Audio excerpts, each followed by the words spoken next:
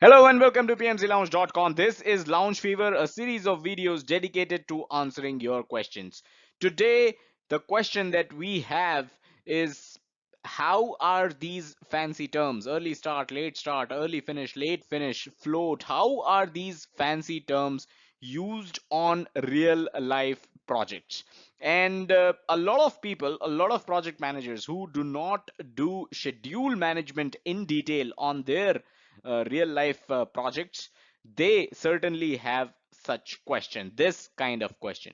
Now the thing is, for me it was the opposite, because I used to do schedule management and I used to use these terms, float, early start, late start, all of these on my real life projects itself. So for me it was not a question, but a lot of people have this question. So let's look into this. Let's understand how are these used on real life projects.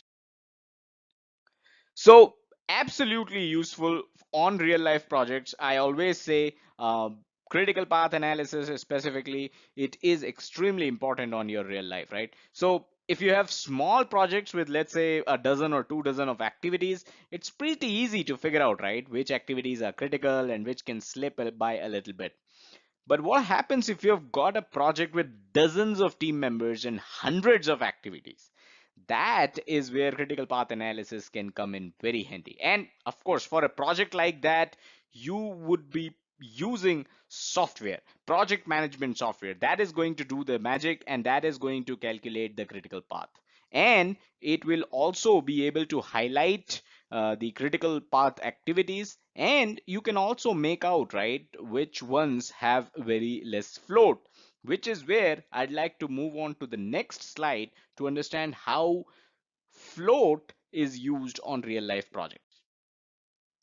So this is our example itself. By the way, first link in the description is going to take you to the playlist where we have discussed all these concepts. We have understood what these concepts stand for, and we have understood how to solve such questions as the one that you see on your screen right now. So here we do know that this path, the one that I'm drawing right now, D, E, F, G, this is the critical path. Why so? Because the float for this path is 0. As you can see, all the activities D, E, F, and G have a float of 0. So this is the critical path.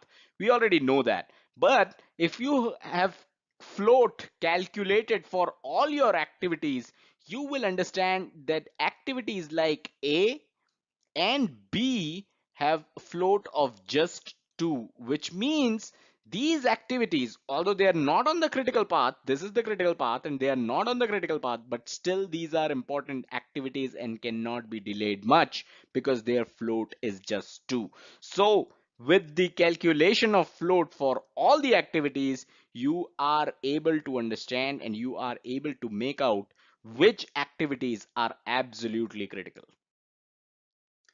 And how about the other values? Early start, early finish, late finish. When are these useful? So we are still taking the same example. And by the way, if you're wondering where are these values written in the boxes, this is something that we talked about in our previous videos as well. This is how the values are represented. Top left is early start, bottom left is late start, top right is early finish, bottom right is late finish, and the middle one was float, as we have seen in the last slide as well. So if you take, for example, an activity like activity H, how do you make use of the early start and late start uh, values for this activity? So this activity has the early start of 5 and a late start of 11. What this means is, if the resource that is going to be working on this activity called H, if that resource wants to go on a 3-day leave after starting the activity or even before starting the activity, right on the 5th day when this activity is supposed to start, if the resource working on this activity wants to take a 3-day leave, you should be able to grant that leave because the late start for this activity is 11. That means even if the resource comes back and starts at 8, we will still be good because the late start is 11, right? So this is how values like early start, early finish, late finish are useful, because this way you can plan out on your projects and you can plan out on your resourcing as well. If you're looking for PMP book recommendations, head over to pmclounge.com/resources. That is where we have listed our favorite books. And thank you for watching this video. Do hit the like button if you enjoyed it. If you found it helpful, subscribe to the channel and hit the bell icon.